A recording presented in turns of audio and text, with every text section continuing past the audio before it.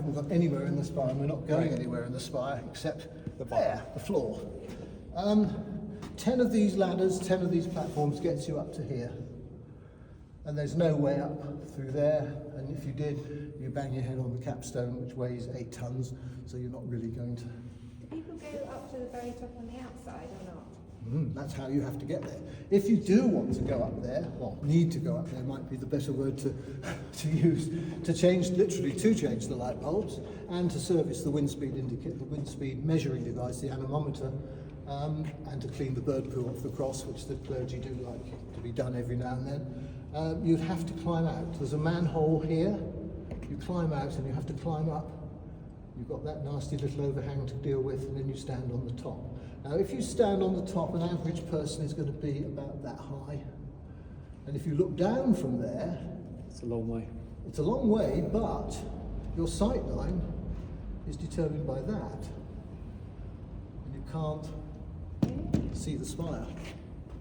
So how did this bit here, how did they transition up here? Is there a ladder built in there? No. What there are bronze hoops set into the stone, which you these days, not in the old days, but in these days, you'd only be allowed up there if you go up looking as if you're about to climb the north face of the Eiger in winter. Yeah. You know, all the mountaineering gear you can think of, double ropes and the lot. So you can use these bronze hoops to, with double ropes, you've always got one connected. Yeah. You move one up to the next and then that one to the next. You use them for your foot and hand holds and for your rope in case you slip. So it takes you all the way up over that, and then you stand on the top.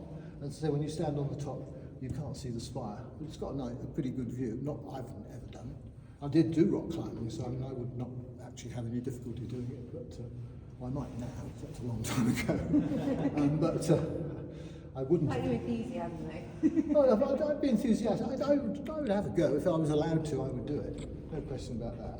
But I won't be asked to do it. What was the big wheel for? Yeah. The big wheel was the method of getting all the stone up here.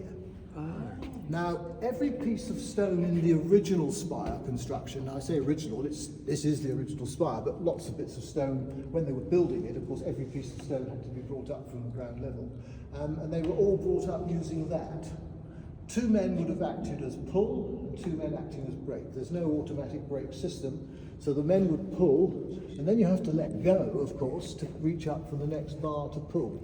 And if you've got half a ton of stone on the end of the rope and you haven't got anybody holding it, that instant will enable the stone to start falling, and you will never catch it. So there's a wheel, but there aren't any pulleys down there. Pulleys, wouldn't have pulleys. Right, it's just a straight rope. Straight rope all the way down to it would have been, it's not now, but it would have been all the way down to the nave floor. Yeah. And they would bring the stones up. Every piece of stone in the original spire would have come up that way, and there would have had to have been, because we're still 55 metres from the top, even here, you'd have to have had more like it, progressively smaller as you got further up, because the pieces of stone got smaller. The walls are 22 inches thick here and only 8 inches thick at the top. And at the top, of course, because the diameter is getting progressively less, to make a circular thing, the stones have to be much smaller. So much smaller and much thinner. The top stones are probably only 40 kilos, whereas the bottom ones are the best part of a ton.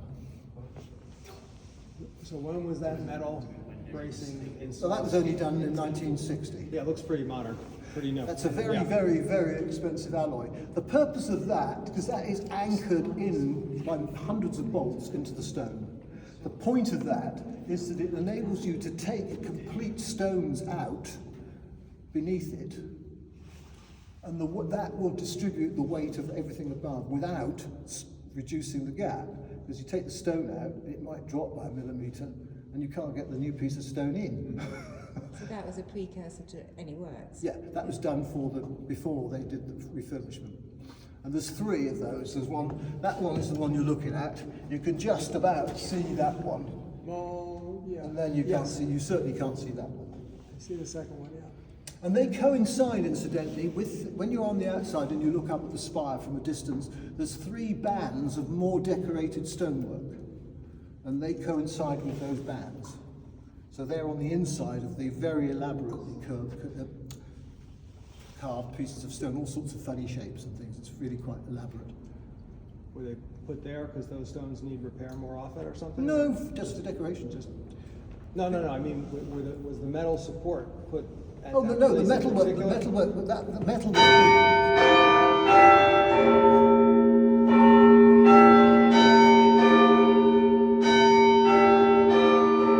The metal was put in before they did the major refurbishment, so that they could take out all any stones that needed to be replaced. They do it from the outside. Right, but my point is, was it put where the fancy stones were because those are the ones that needed more refurbishment? No. No? No. Okay. Just a convenient point to do. The stone is a bit thicker there, and they've got more to bolt into. I think that was the reason. Okay. Okay. So, really, short of my final question as to what we were doing, ducking under there. Anyone got any thoughts? Maybe if you use his tool. Ah, well, that's not the reason. That's why these doors are so damn short. Because when you open these doors, you know, even a fairly short person has to duck. But no, that's not it. Stress? Yes, in a way. Stress on the what's above it and things like this, and so it's Yeah. built into an arch like this. You're kind of there, but I think you've missed the point. I missed the question. Could you repeat the question? What are these arches for? Oh, okay.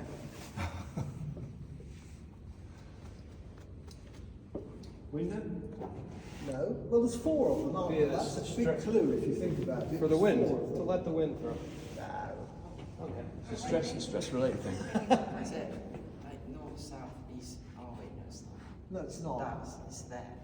It's okay. I mean, we don't want to spend too long on this. You want to see the views. Yeah, from you the don't balconies. We are now in an octagonal spire, which means 8 sides.